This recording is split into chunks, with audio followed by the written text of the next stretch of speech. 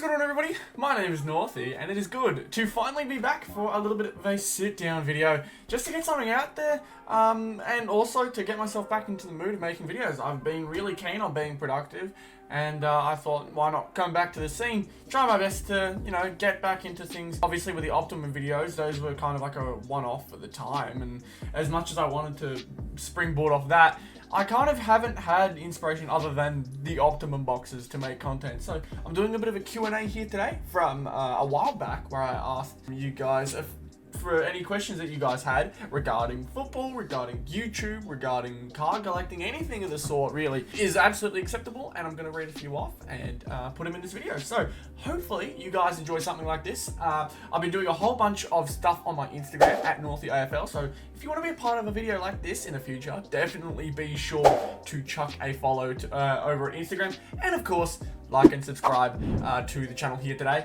I'm going to try my best to hit 2,000 subscribers as soon as possible. If it doesn't happen this year, which all likelihood it doesn't, next year will be our year. We'll keep pushing hard. But I wanted to do a bit of a Q&A to kind of give you guys something content related. So hopefully you guys enjoy the video, and let's get started with the first question. From Geelong Cats Collector, what is the most valuable piece of any football item worth, and what is it? Now, this is a lot more of a specific question in terms of the general scene, rather than I think my collection in particular, because I think people do ask similar questions in such, except this feels like it's more aimed at the rarest card in the AFL scene. And honestly, I'm not even aware at the moment as to what the rarest AFL card is. I guess the most valued piece of any football item would be something game worn or game related.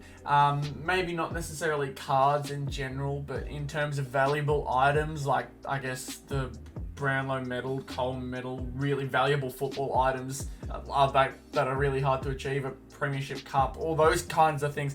If we're talking more specific memorabilia, I'd say, it's kind of hard to determine what really give off as valuable and things that you find valuable. It's really just up to you in that sense. And for me, the most valuable football item that I personally have, it's probably one of the cards I have, I'll be honest.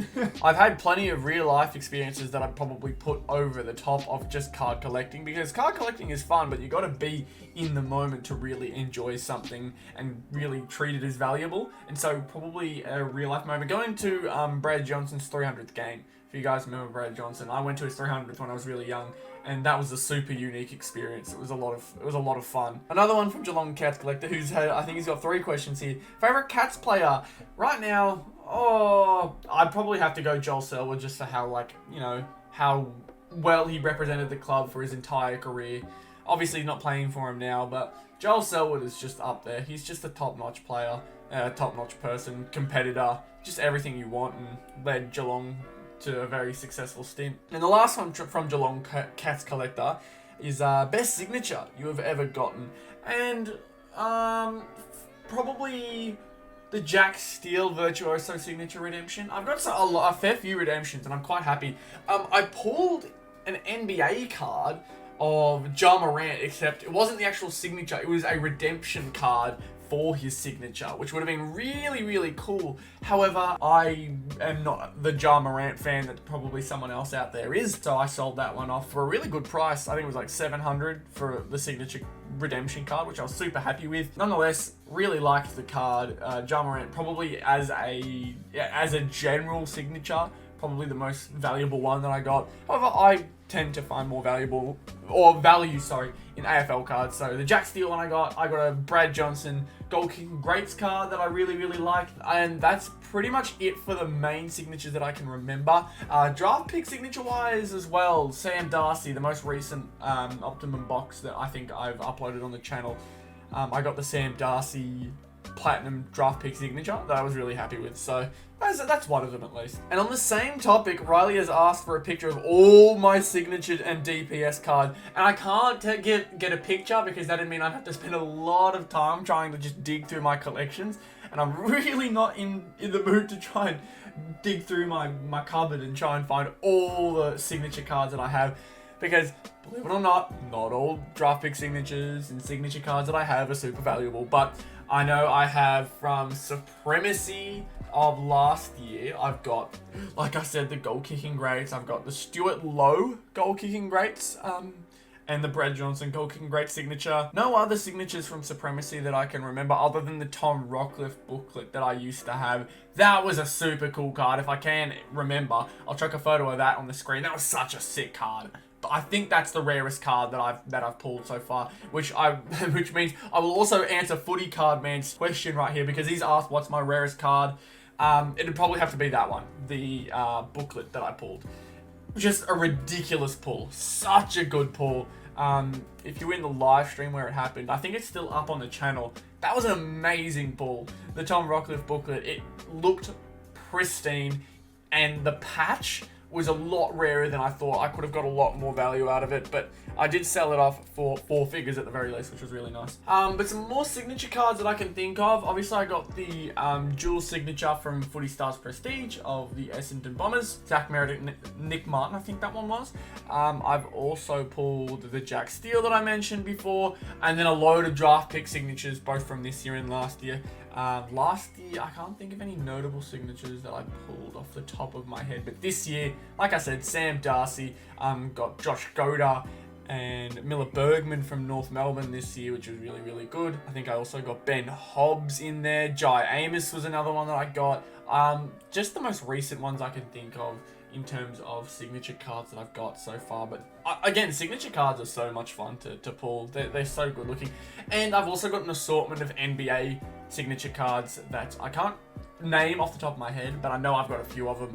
None that really have value other than Ja Morant I mentioned before.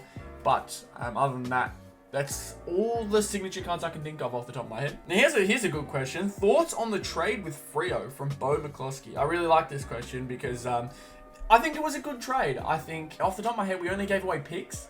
And we managed to get Griffin Logue, and I can't even remember the name of the other person. Darcy Tucker, I think it is. We did manage to get 2 players from Freo now playing for North Melbourne, and from what I've seen and from what I've heard, they were really, really solid players. They're not outstanding players. However, we could unlock some potential within them with Alistair Clarkson confirmed to be coaching us, and hopefully the upwards trend that we're on.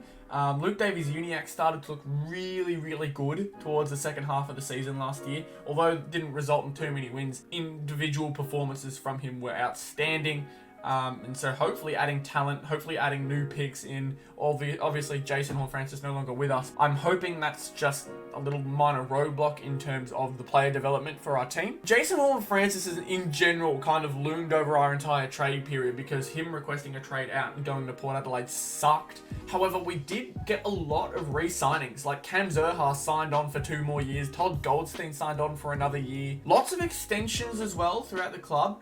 We delisted Jared Pollock, which sucks because we hoped he was going to be really good for the team, but he is probably best we let him go because we weren't going to use him for much. Also, Jed Anderson leaving will suck too, but our midfield is so stacked, we may as well keep the young ones with a lot of upside. So Jed Anderson will probably try and find some luck with a club that are probably going to use him now rather than try and use him for the future. But nonetheless, I'm super keen to see what this team has in store for us in 2023. I'm just hoping it's not a last place finish again. You'd think with the things we've got at the moment and the upwards trend we've got in terms of the people surrounding the club and the players now in the club, I'd like to say we're not an 18th side, but obviously I can't make any big calls like that anymore because last year I got completely shut down. Cooper's Collectibles has asked, are you going to post that NBA car video? No, what he's talking about actually is a box of NBA cards, Recon 2021-22, that I opened up. It was a hobby box. I mentioned it on Instagram at the time that I had it, opened it on camera, and asked whether people wanted to see it. And a fair few of you said you did. Although I don't think I had my face cam at the time. I still got the footage, I'm pretty sure, so I can send that if you guys are keen on it still. Let me know in the comments if you guys are keen on seeing that video. However, I'm not too sure whether you guys are still or not. But yeah, just let me know. Obviously, a video is a video, so if you guys are keen on watching it, I'll absolutely edit it, post it, and hopefully get something good out of it, because I don't think it was too bad of a pack opening. I can't actually remember too much about it, but we did get some pretty nice cards. that I do remember. Yeah, just let me know in the comments if you guys would like to see that. It's not footy related, but NBA, it's a sport related video, and I'm sure you guys would still be interested. And final question here from James Clancy. Favorite kick? I'm honestly not too sure which is my favorite kick. I've never really had a favorite kick. Probably the banana. The banana feels nicest off the foot. Drop punt is like a basic one. I mean, there's nothing wrong with a drop punt. It's simple, it's reliable. A torp is always gets the crowd excited. However, it's hard to really get onto a torp, and I've never been like the longest kick, so I've never really enjoyed the torp. The banana though, if you can get a good swing on it, it's very nice. I like it. Even better, the boonana, which is I believe just running forward straight at goals and kicking a banana. Banana is more of like a side on shot at goal where you try and bend it through, while a boonana is kind of, you'll be looking straight at the goal and you'll kick it check side like that. So yeah, they're both kind of on my radar, but the banana, if you can get it a nice swing, looks nice. So that's my last question. That's it for the video.